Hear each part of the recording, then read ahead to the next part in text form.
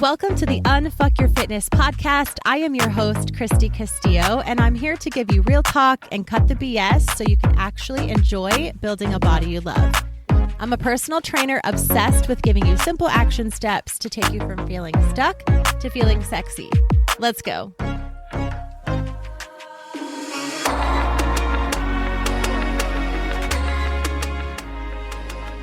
Hey guys, what's up? I am so excited to be talking to you on today's episode because it's just going to be a little chit chat session, an episode to get you caught up on where I am physically and with perimenopause and my blood pressure and just my body. And I just want to be really open and honest about that. I've been getting a lot of questions about it lately, so I'm excited to dive in. But since we've been doing the macro series for the last 5 weeks, we wrapped up last week with a Q&A and loved the macro series. I got some really great messages from you guys saying, just thanking me for talking about macros in the way that I talked about them and making them really applicable.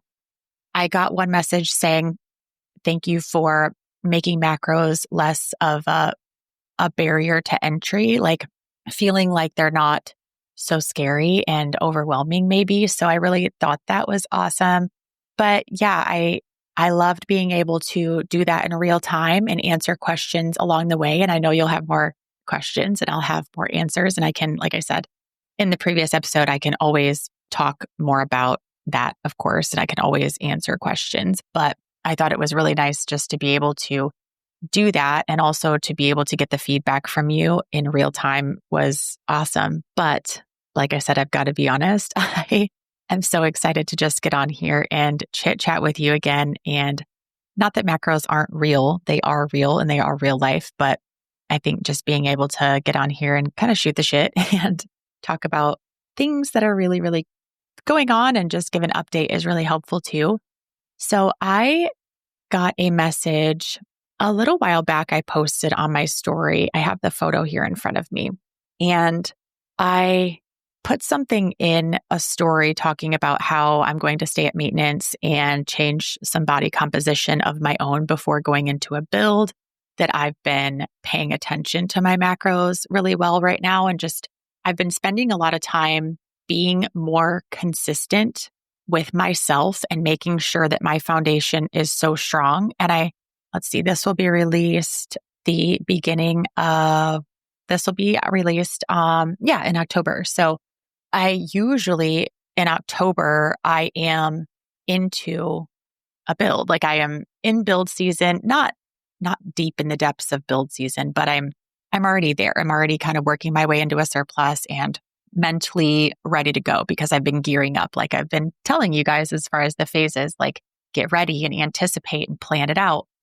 But this year has been so different for me in terms of my health and my macros and my workouts. Just like literally everything has been so weird with my body that I've had to kind of relearn it. And so anyway, I posted a story saying kind of how I'm spending more time with this. And it's been a challenge this year to look at my body differently, treat my body differently, and approach things differently. And so I received a message that I thought was super sweet. And it was a reply to my story. I'm just going to read it to you. She says, I really appreciate you sharing your struggle with, quote, this year's body versus, quote, last year's body. Obviously, health comes first, followed by aesthetics, but it's psychologically difficult to accept that we aren't where we were previously. I've faced the same issue this year and was feeling really down about it, but your podcast and posts have been really helpful in adjusting my mindset on the issue. Thank you. So I chatted with her back and forth a little bit, and just having her say, like noticing that I was talking about this year's body versus last year's body or versus my body in my 30s, I really just took notice of that and thought, this is something that we need to talk about. So that message, along with another message that I got asking me about perimenopause, how I'm doing, if I'm on HRT, what that looks like, kind of just a little rundown of, everybody knows if you're watching my stories on Instagram that I'm kind of sharing updates and things weekly now. So I think it's just more fresh in people's minds as far as like what I'm doing and people want to know. So it's been a while with the macro series since I've kind of dove into that. So I just kind of want to give a little rundown of this year because I am feeling better physically, not perfect, nowhere near perfect. I don't know if I ever will, but I'm feeling better. And I think some of it is, yes, I am feeling better, but sometimes I wonder if I've just adjusted to it and it just, that kind of sounds like it is what it is. Now I'm just going to maybe feel kind of like shit all the time. And I say that like, I wish I was joking, but also it'll get better, right? I'm sure that it will. But perimenopause is just really, really hard along with the blood pressure and heart rate issues that I've had and a lot of different things. And so I've adjusted and I want to be honest with you all about what that has looked like, because I think that is something that is lacking in this space. And I want to make sure that we talk about it. So not only is it something that's lacking in this space, and I want to talk about it, but it's something that I feel like is lacking just in general. Like I didn't realize that perimenopause was going to knock me down as hard as it has. I didn't realize all these symptoms that come along with it. So I'm definitely going to get into that a little bit and, just be honest with how it's been for me and what I'm doing to get past it, get through it. I don't know. And it's been really hard. And I want to be honest about that too. But that's kind of the basis for this episode, is just to recap this year in a form of trying to figure out who I am. I always tell you guys, you have to set the foundation. You have to pivot. You have to slow down. You have to be in tune with your body. I tell you all these things, and this is just me doing it. And yeah, it's taken from at least January, if not a little bit before that, through now, through September for me to really get on here and talk about what I've done, because I felt so not secure in what I was doing. Like, what the hell am I doing? So it's taken me a long time, but it's been kind of a long road. So I want to definitely talk about just kind of, I guess, like the last year, honestly, a little bit more than a year, and what that's kind of looked like. So I knew that my body was changing. I knew it was the summer of last year that I went to my primary care doctor for my yearly physical, not my gynecologist, just a yearly physical on blood testing, things like this. And so I was in there and everything, is fine as usual. But I was talking to her like, I think I'm in perimenopause. I feel like a crazy person. And I'm telling her some symptoms. And she said to me that she thinks that I'm too young and there's no way that I could be experiencing, not that I couldn't be experiencing the symptoms, but that it couldn't be perimenopause basically. And she recommended some over-the-counter medication that might work and kind of sent me on my way.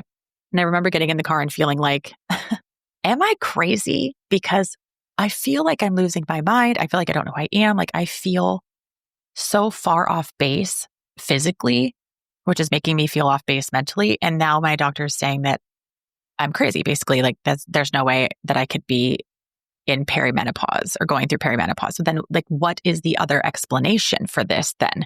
Because it was kind of unreal. So I remember going home and just feeling super frustrated. And I came across a reel on Instagram, and it was by Shailene Johnson.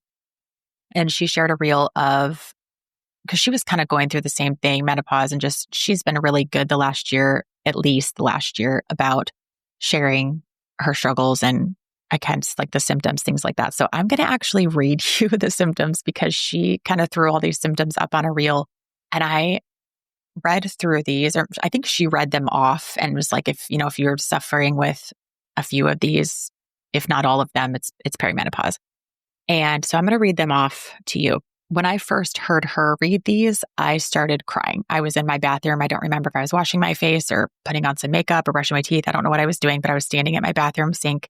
And I just remember I was sobbing because I thought, that is me. And someone just told me that it's not happening to me. So buckle up here because it's a lot. So some of the neuroendocrine symptoms of perimenopause are changes in mood, irritability, insomnia, difficulty concentrating, brain fog, anxiety, depression, panic attacks, decreased libido.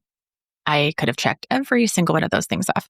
Physical symptoms of perimenopause: night sweats, hot flashes, irregular periods, breast tenderness, headaches, weight gain, bloating, digestive problems, joint pain, muscle tension, decreased muscle strength, dizziness, changes in taste, burning mouth sensations, heart palpitations, body odor, hair loss, brittle nails, itchy skin, tinnitus, bleeding gums, tingling extremities, electric shocks. Like, what the fuck?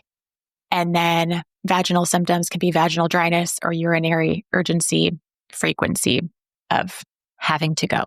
So that is insane. And I remember being so frustrated, like, why didn't anyone tell me that these are the symptoms that I'm going to go through? Because as a woman, I'm going to go through this. So why didn't someone warn me? But that can be a completely different episode. I've talked to so many friends where we're just like, why didn't someone tell me this was going to happen? Like, I could have seriously checked off almost every single one of those boxes. That is a lot to be struggling with all at once. And then to have someone say, no, you're too young to be experiencing any of those things. But I am experiencing those things. So what is the culprit? I don't know. I just felt insane. So anyway, I heard this podcast or this reel and she was talking about it and she named off those symptoms. And I seriously thought, I have almost every single one of those. And I started crying because I finally felt like this is what I have. I'm not crazy, but I need to fight for myself to figure this out. So that was summer of last year that I went to the doctor. By 1 year ago, September of last year, I had reached out to a company called By Winona. Well, the company is called Winona. Their website is By Winona, bywinona.com. I have a code, and not a code like I don't work with them, but I just have a code that they give everyone, I think. So if you are interested, please reach out. I will give you an honest review of my whole experience with that and a little code for you. But I reached out because it was an online company and I had heard different things about going in person, which I still would really like to do, but my gynecologist had quit. And so all the things, it was just kind of one of those times, So I reached out to Winona, got set up with them. There is a doctor there online you can chat with at any time. You kind of fill out your symptoms and what's going on and explain, and they put you on medication. You can keep in contact with this doctor. She replies to me within 24 hours every single time I ask a question. And so that's really, really nice. So I was put on progesterone and estrogen capsules and DHEA. I no longer am taking DHEA. I think I'm going to get back on it, but that was what I was prescribed at first. I was keeping in contact with my doctor saying, this is improvements that I'm seeing. This is something I'm not seeing any improvement with. So she increased my DHEA and I still didn't see any improvement with the things that it was said to improve. So I stopped taking it. So currently I'm on progesterone and estrogen. I haven't taken DHEA in probably 6 months. I'm not sure. But that is what I'm on. And I will say that it did help. Not extremely. I'm not one of those people that saw results overnight and felt better overnight. Not at all. But I will say that it did help. So it's been a year since I've been on that. Well, that was in September. So the beginning of this year, let me kind of just give a little rundown. Then I'll kind of talk about what I did to combat these things. But I definitely want to just give an overview and be completely honest with you. So the beginning of this year, I was very, very sick. It started right after Christmas. I remember thinking that I had COVID. I did not take a test, but I'm pretty damn sure I had COVID because I've had it 3 other times. And so I know what it's like, but I had COVID. I think I had COVID, whatever. Felt like sick, totally, totally terrible, awful. And I had that, it was a few weeks. And then after that, I went to the doctor and was diagnosed with influenza A. And then a few weeks after that, went to the doctor and had pneumonia. So it was about 3 months of just terrible, terrible, terrible, terrible sickness, fatigue. Something was going on. Something wasn't right. All the things. It was during those visits, as well as a visit to my dentist in somewhere probably January, February, that when you go to the doctor and now when you go to the dentist, they take your blood pressure. And every single time they would say your blood pressure, especially at the doctor appointments, when I went in for influenza A and pneumonia, I went to urgent care every time and they would take my blood pressure and they would say, your blood pressure is so high. Is your blood pressure always high? And I've never had any doctor say to me that my blood pressure rating was high. It's always been normal up until this time. And I'm I said, no, I don't even know what high blood pressure is. Like, I don't know what the numbers are because it's always been fine and normal. So I didn't have to worry about it. And so, they're like, that's fine. You're just really, really sick. It's probably because of that. Just kind of keep an eye on it. So the next time I went back to urgent care, it was the same way. And I'm like, okay, yeah, I'm sick, but I'm not like super stressed. Like yes, I'm sick, but I don't feel like it should be affecting my blood pressure as far as this appointment. And so finally she said, you should really get that looked at. Once you get to feeling better and you figure out what's wrong with you right now and you're healthy again, you should go to the doctor and get that looked at. Then I went to the dentist. I remember feeling kind of shitty. Was kind of getting over the pneumonia at this point. So I go to the dentist. Again, my blood pressure ran red high. She asked me the same thing. Have you ever, as far as our records, you don't have history of high blood pressure, but have you ever had high blood pressure? And then that's when I thought, the hell is going on? I'm not stressed about being at the dentist. I love going to the dentist. I feel fine. I'm not someone who gets super anxious about things like that. So that was when it set into me that like, okay, it's not just me being sick at the doctor's office. This is something's going on. I finally did go see my primary doctor again. I kept track of my blood pressure. I bought a blood pressure cuff, took it at home, like twice a day, something, whatever. Had random blood pressure readings for her for as many days as she asked for. Went in, and sure enough, she was very, very worried. I ended up having a lot of tests done on my heart. They all came back fine, but it was not fun. It was not fun. So I am currently on blood pressure medication to keep my blood pressure down. And I'm also on a diuretic to help with that as well. So I just want to be honest that I was struggling with that. That's what I'm on now.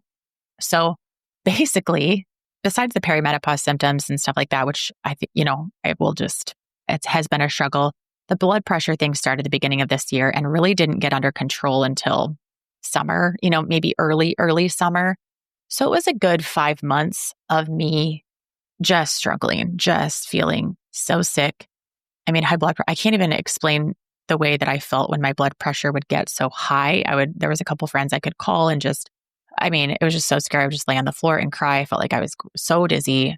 Oh, it was just terrible.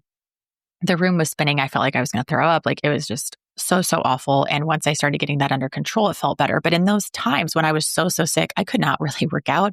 I could not hit my macros. I could not do any of that stuff. And so I spent a lot of this year, the first half, we'll say, of this year, really diving into, okay, I no longer, yes, I care about my physique, but when the focus comes off of being so physical and on to kind of like the message that I got on Instagram said, now it becomes about health first. I have got to get my blood pressure under control. I have got to stop feeling like this. I have got to be healthy.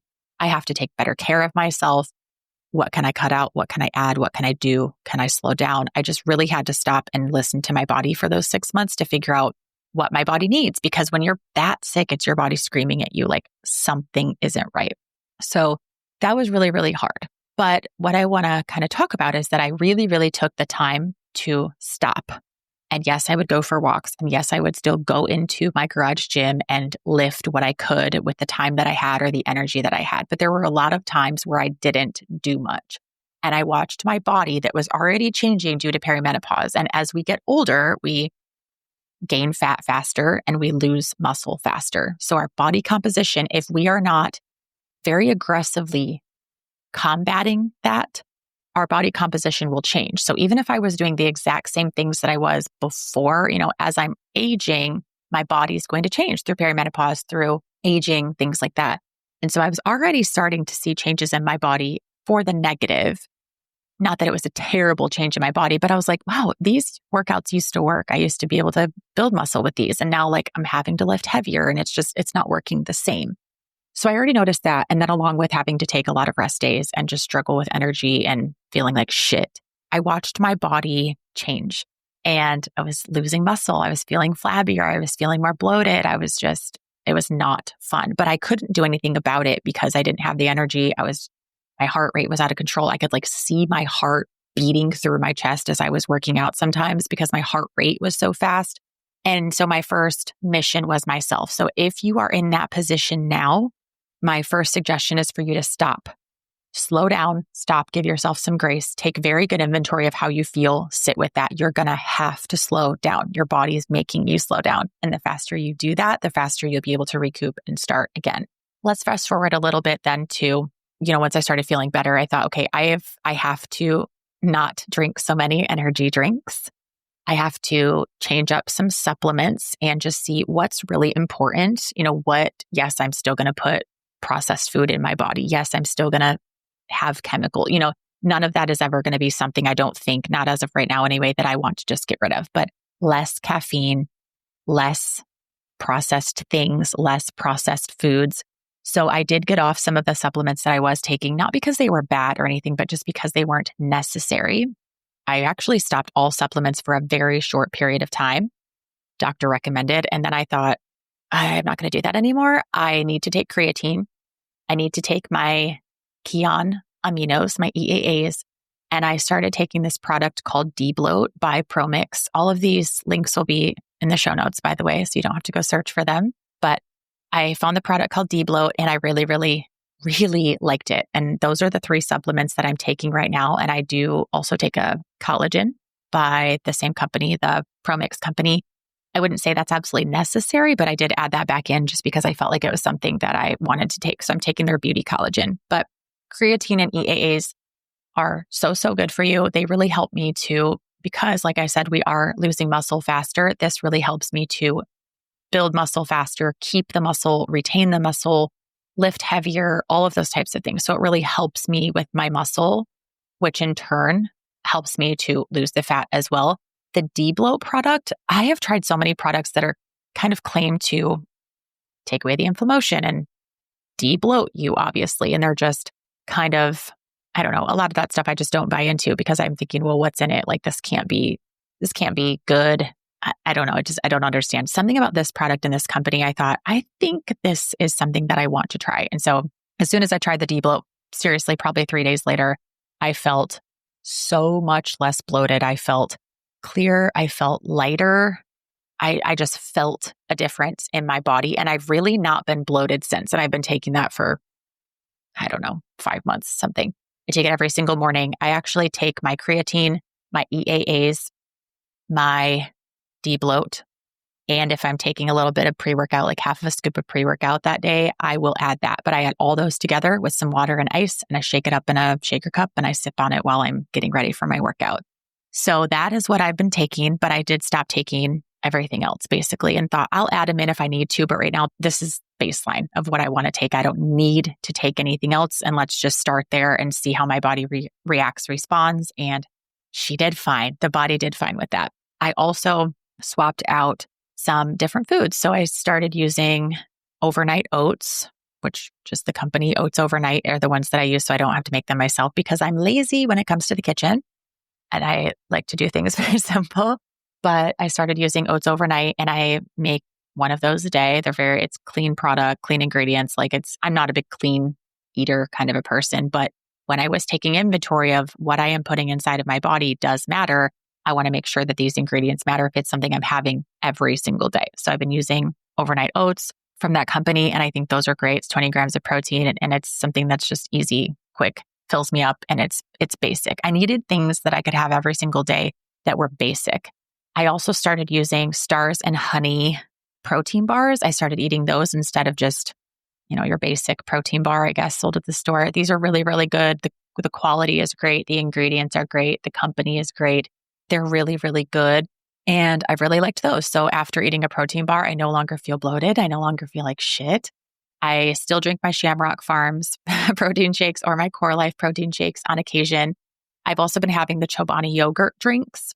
And then every day I would have a salad. And then every day at night, I was kind of doing this experiment on myself. That's what I would have throughout the day. And then I would have salmon and a sweet potato for dinner. And I would have my Chobani yogurt in the evening. That's what I would have every single day for food. I didn't try to hit my macros. Those are pretty good macros and they're good foods and that was fine. My goal was to eat something every single day that was so simple, kind of less processed, right? And see how my body responded just to clean things up, not to be perfect, not to make every single meal from scratch and check every single ingredient, just to clean things up and see if that helped. And it did. Another thing I did was to stop drinking alcohol. No matter how I spun it, I felt like shit after I drank. it just was like, this is not serving me. When you kind of hit rock bottom health-wise, you start to look at things differently. And I'm just like, these drinks are not serving me. Like, it's super fun. And yes, I will drink on special occasions. We went out for our anniversary in May, and I ordered a mocktail there, and he asked why. He kind of was like, do you not drink, or you're choosing not to today? Because he wanted to bring us a glass of champagne to celebrate our anniversary. And I said, yeah, that was fine. So I had the glass of champagne. It was free. But that was something that was like a big event, obviously our anniversary, that I would have usually celebrated with a drink by choice. And I got a mocktail and thought, I don't need to have a drink to enjoy this occasion. I don't need to have a drink just because it's the weekend or because we're having a fire or because friends are over. Like, I can just have a mocktail or whatever. So I've been kind of playing around with that as well, because no matter how, I'm feeling like as I'm getting older, and no matter how healthy you are, once you go through something that really challenges you physically, you'll do anything to figure out how to feel better. And that was something that I discovered. So I definitely am not going to be drinking very often at all. If anybody asks, I'm just kind of not drinking anymore. I'll have some mocktails, and I'm a pretty good time sober, so I think it's fine. But it's really just a personal choice, and I feel really good about it. Along with any time you drink alcohol, your body has to prioritize getting rid of the alcohol because it's a toxin before it can focus again on muscle gain or weight loss. So basically, when you're drinking alcohol, it blocks your progress, period. Can you make progress while drinking? Absolutely. I've drank alcohol for years, and I've looked pretty damn good, and I've felt pretty damn good. But this has really just kind of showed me that I need to pivot and figure out what's going to work for my body. So those are a couple of the physical things that I did. Number one, slowing down. Number two, just taking inventory of what I'm eating, what I'm drinking, what I'm putting in my body, because that's going to affect the output of my body. And so I took that inventory, and then I chose better options. And then another thing that I did was just the physical aspect of working out, movement. So over the summer, I did decide I wanted to start running again very, very freely. And I talked about this earlier in the summer when I was starting that. I talked a little bit about what that looked like. And basically, I just bought some running shoes with my daughter. We were going to start running.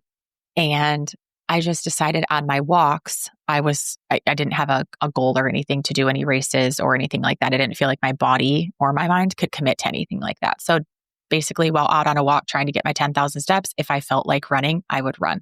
And I actually really, really liked it. And so I started incorporating sprint training, which is really, really, really fucking good for you. And so I started loving that, loving how my body was affected by that and how it was responding to that. I incorporated that into Fit Club for my clients. They love it. And it just felt like it was such a good sign of me listening to my body. If on a day when I went to go for a sprint, if my body was like, nope, not today, then I stopped. And if it felt like we could run faster and do great, then I kept going. So very, very much just listening to my body, but I incorporated that strength or sprint training over, obviously I'm still getting my 10K steps, but while I'm out, if I felt like sprinting, because it's so good for you cardiovascularly and just helping to burn fat, helping to sculpt your body, helping to build muscle, my legs were so freaking strong. And I really didn't do any leg days. I really just had sprinted up until this point. And so that was a true tell sign of obviously running those fast twitch muscle fibers. It worked really well. So the sprint training was great. I won't be able to sprint now that it's going to be winter here in a couple months. I will either just be running in short bursts on my walking pad, which goes up to 6.2. So I can run on it, not sprint, but jog, but that's okay. Or just even doing some jumping jacks, running in place, burpee, whatever, just getting your heart rate up for, 10 seconds and then resting for 30 and then 10-second sprint and then resting for 30, whatever. It's just about getting that heart rate up. That was one thing that really, really helped. Another thing that really, really helped was you have got to be so intentional with your workouts. And I had a really solid talk with myself and decided I was not being really intentional with them. Yes, I was showing up. Yes, I was doing the damn thing. Yes, I always will. We know that about myself.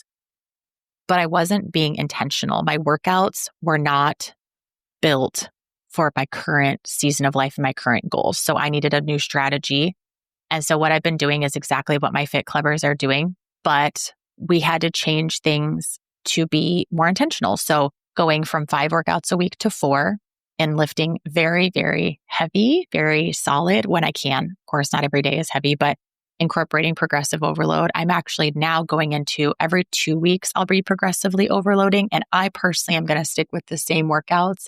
So the month of September was a certain 4 days of full body workouts. They did really, really well for my body. So I'm going to continue to do those workouts for the next few weeks just because mentally I don't need a change. I don't need a shift. Fit Club, I like to keep it fun and exciting. And I have that all mapped out for them. And yeah, sometimes I'll plug and play those workouts for sure. But my brain right now wants something so simple. I want the same staple foods. I want the same routine as far as getting up and walking 20, 30 minutes on my walking pad, walking 20, 30 minutes at night if I need to cap off my 10K steps. I just want to know exactly what workout I'm doing, exactly what day I'm doing it, exactly what I lifted 2 weeks ago so I could bump that up this week. I want it to be so fucking simple.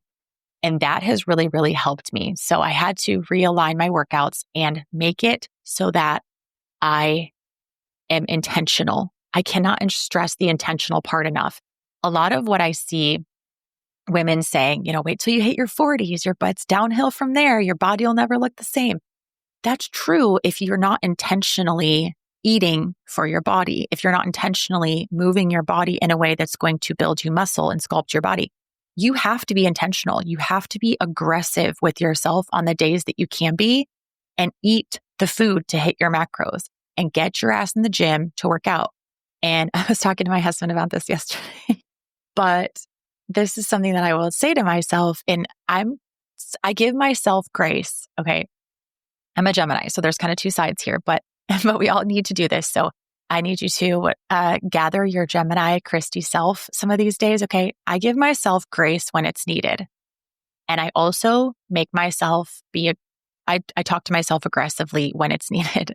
So I was talking to my husband about how I said something a while ago on a podcast, and I actually had it taken out by my podcast manager. And I was talking about macros. And I'm like, if you are hungry, that's your body saying, bitch, you need some food. And he was like, you should have left that in there.